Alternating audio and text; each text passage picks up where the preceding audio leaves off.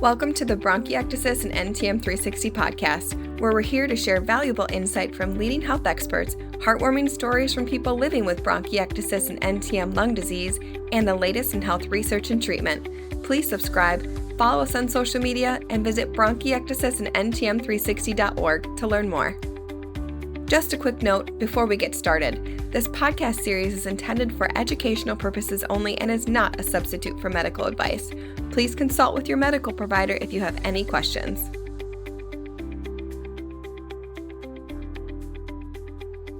Welcome back to Creating a Treatment Plan Unique to You, Part 2 with Dr. Aksamit. If you have not already listened to Part 1, I would suggest going back to learn about treatment options, airway clearance, and a new tool that was created to help you keep track of your symptoms and help you to get the most out of your appointments. During our last conversation, Dr. Aksamit, we discussed the treatment options for bronchiectasis as a standalone diagnosis.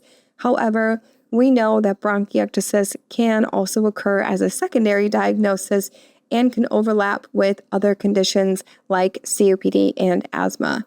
In this situation, how does the treatment approach change? It's great to be with you today, Alyssa. And that's if there's a component of asthma or emphysema or COPD in addition to the bronchiectasis, sometimes we'll advocate to use inhaled corticosteroids, which otherwise would not be recommended for bronchiectasis. And we need to individualize that. There are other medicines sometimes used called macrolides to reduce inflammation. They're an antibiotic, but we have to make sure there aren't adjacent or additional infections with mycobacteria present prior to their use, especially in those individuals that are having frequent exacerbations. Which brings me to the other portion, and the last portion of that vicious cycle of infection. And that is, are we having a flare or an exacerbation with acute worsening of symptoms, or is there an infection that's been more chronically present? If in those instances that patients are having frequent flares or exacerbations, and there's Pseudomonas, a specific bacteria present, we start thinking about whether inhaled antibiotics may be part of that treatment plan as a maintenance program. If patients have an exacerbation over a flare with increased symptoms, generally lasting a couple of days or more, of a higher volume, thicker sputum, discolored, with or without bleeding, fever, feeling unwell, we oftentimes try to collect a sputum sample and then proceed with a course of antibiotics, depending on previous sputum samples. I also would be remiss not to mention that there can sometimes be areas outside the lungs that aggravate symptoms. And specifically, if there's upper airway disease or chronic rhinosinusitis, infection of the sinuses, that oftentimes will exacerbate symptoms. And we really need to be mindful of that. And in fact, what I share with patients is it's virtually impossible to get on top of symptoms from a chest standpoint if there's active sinus infection that is left unaddressed. So we need to be mindful of that. And the second part, which is a very common occurrence, is reflux disease, or GERD, G-E-R-D, gastroesophageal reflux disease, with acid issues that then come up and aggravate lung conditions. So in many instances, those areas outside the lungs, including sinuses and reflux or GERD, need to be addressed as well as part of an effective bronchiectasis action plan. So again, treating the underlying cause is equally as important as treating the current symptoms. Dr. Aksamit, in your practice, how often would you recommend that a patient get a CT scan or have a follow-up sputum culture? Yeah, and that's a great question. And what we try to adjust is depending on what the course is for the patient. I personally put a lot of weight after having an initial diagnostic chest CT scan at the beginning, which makes the diagnosis. I very often follow regular chest x-rays because of cost and radiation. And then we'll follow up with a CT scan if there is a question, uncertainty, a change in clinical status that otherwise is not explained. If a CT scan is done on a repeat basis, to do a low dose radiation CT would be ideal, in my opinion. But oftentimes, a chest x ray on a 3, 6, or even a 12-month basis uh, will suffice unless there's a change in clinical status. Other my colleagues will repeat a CT scan on a yearly basis, particular low dose CT scan, and whether that's the best approach is still a yet unanswered question. What would you say is the biggest challenge that patients face when managing bronchiectasis, and how can they overcome these hurdles on their daily lives?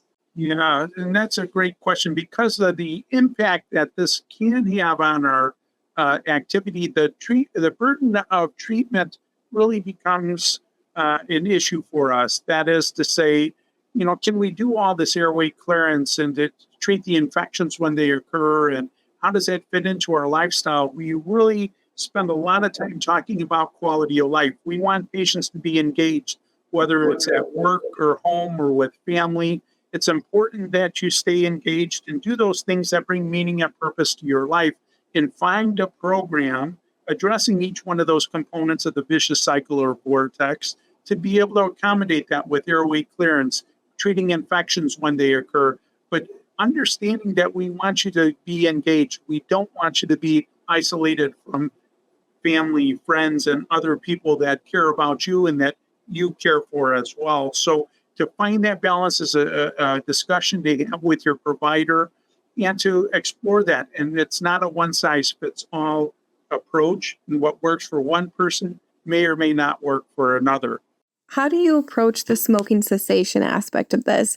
If a person is diagnosed with bronchiectasis and they do not have pre-existing conditions such as COPD or asthma, does quitting smoking have as big of an impact for bronchiectasis treatment without having these other overlapping diseases? Uh, Certainly, any type of smoke inhalation, whether it's by cigarettes or other tobacco, or even pollution, has a negative impact on lung function. So it's vitally important to understand that that's one of those elements that should be addressed. And what we understand about smoking cessation now is far advanced from where we were even 10 years ago. So I strongly encourage patients to refrain and abstain from all tobacco exposures, and that does include vaping as well. I might also add, just for completeness, that smoking is not associated with bronchiectasis. It is associated, of course, with emphysema, but it's not a cause of bronchiectasis. Nonetheless, it will aggravate lungs and bronchial tubes and should be refrained from as may be possible. And again, complete abstinence is our goal in whatever it takes to try to get us there, sometimes with the assistance of nicotine dependence groups, can be a very effective strategy. For those of you who are interested in quitting smoking and have maybe been unsuccessful in the past, I would suggest talking to your provider about some sort of counseling service. So smoking is actually 80% mental addiction and 20% physical. So many people fail to explore how habit forming something can be when they have triggers such as emotional situations, social, even the things that you do in your everyday lives and activities or patterns. These are all things that can trigger a person to continue to smoke. Now, your physical withdrawal symptoms are things that you feel. So it could be feeling like you're having these cravings, or maybe feeling agitated, really tired, having a headache. Maybe you have trouble sleeping. Those are going to be some examples of your physical withdrawal symptoms. Now, there are medications out there such as nicotine replacement therapy. These are going to be in the form of patches, in form of gum.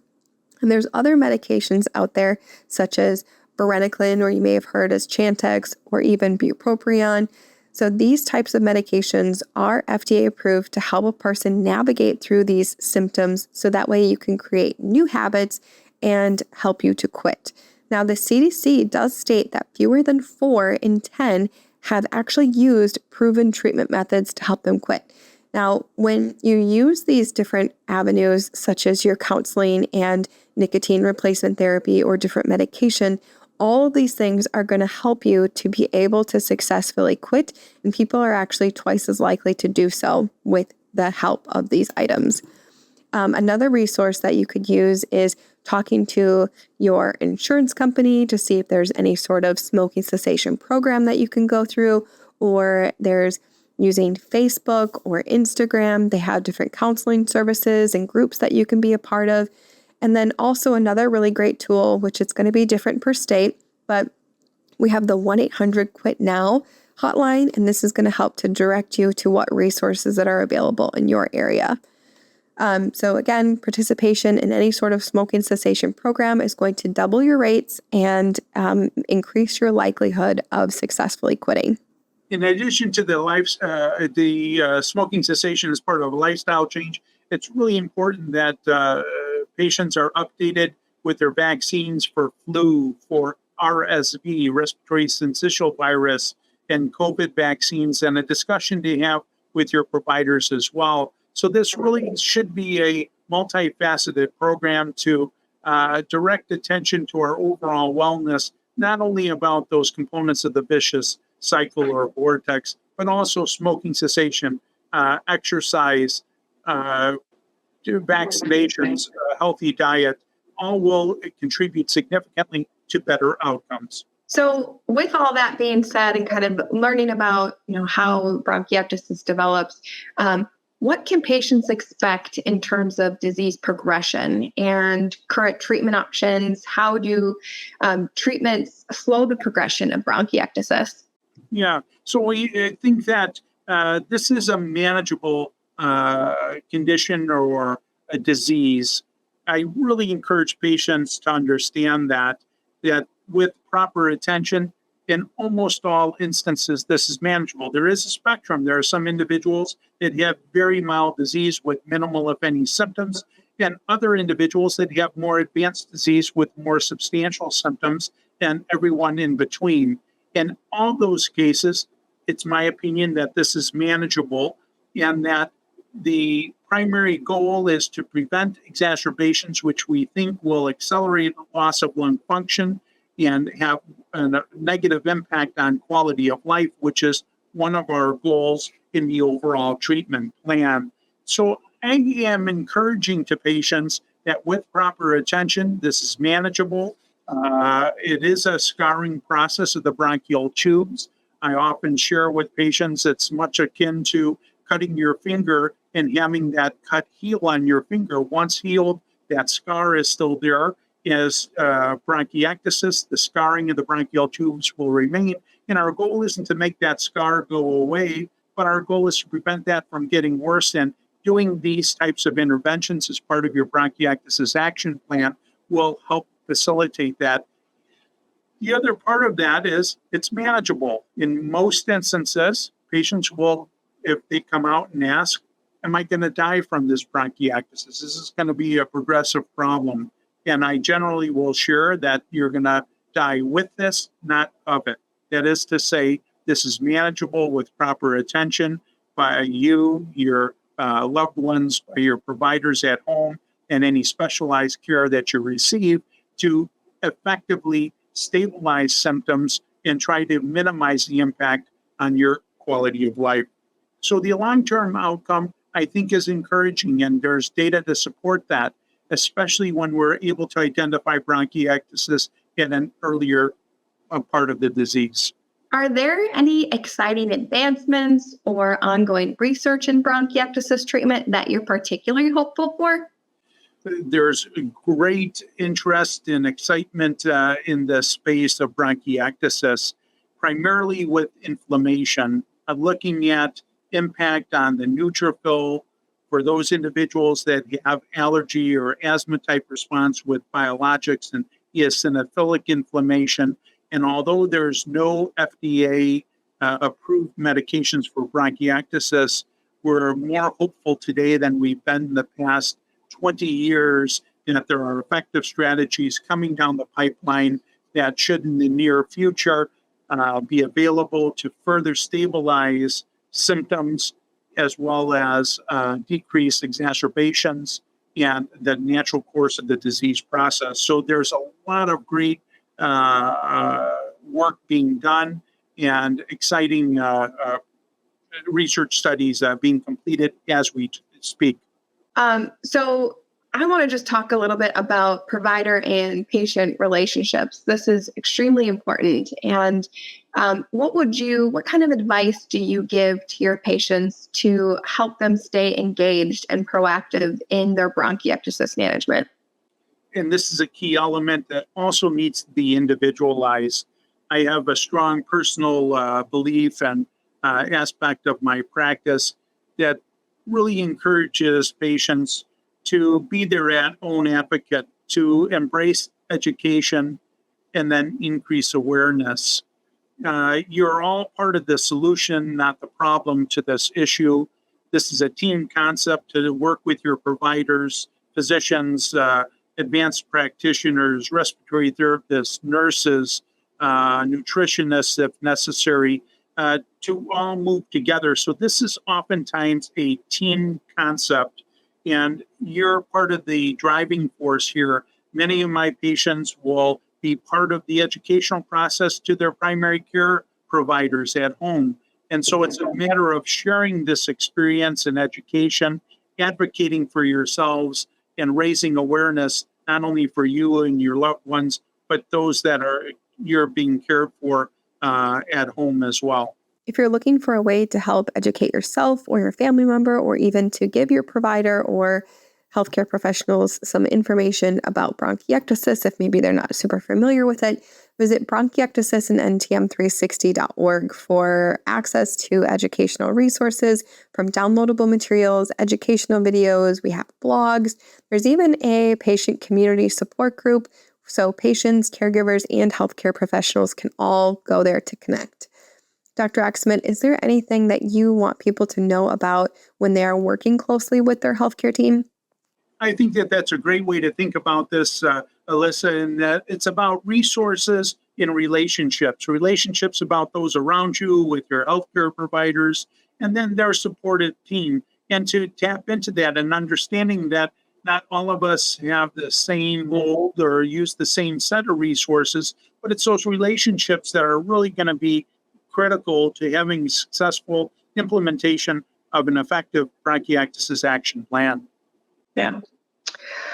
So what common misconceptions about bronchiectasis treatment would you like to address? Yeah, I think that the most common that I hear is that this is something that's not manageable, that's progressive, and it's going to lead to decreased longevity. And I think it's just the opposite. As mentioned, it's my opinion, this is a manageable disease. The best strategies vary from patient to patient, and that with this, not only is it manageable, but effective strategies to maintain quality of life and impact on outcome really are possible. And with the new medications hopefully coming down the pipeline, not yet FDA approved, there may be additional tools that we have to further stabilize this. And part of that is all grounded, of course, in all of your taking that position of increasing awareness, being as informed and as much education as possible about what those contributing factors are, and being your own advocate. So advocacy is important for you, for your family, and other providers. And there's lots of resources on the Bronchiectasis and NTM 360 site, and other resources that will be mentioned at the end of this podcast. And another thing that I would like to add is don't be afraid to ask questions. Sometimes healthcare professionals overestimate their ability to explain things in a way for people to understand. So asking for clarification is perfectly reasonable. Another tip is to bring somebody with you to your appointments. Appointments can be stressful and overwhelming at times, so having another set of ears and eyes can help keep instruction and information straight. Overall, the perfect action plan is going to be more than just taking your medication. Creating an action plan needs to be unique to you and your story. Staying consistent with your therapies and your medication, even when you're feeling well. Moving your body, fueling your body with whole foods, and having open communication as well as a support group, support person, or a place to go to when you feel that you need help.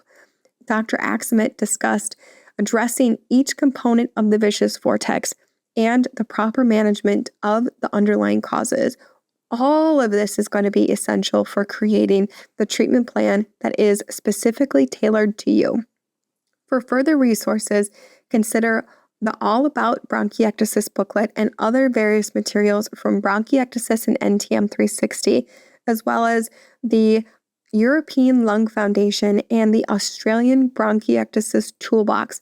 These are really great resources for helping you to explore airway clearance, breathing techniques, exercise, and just to help you get more information so you can help yourself succeed on this journey.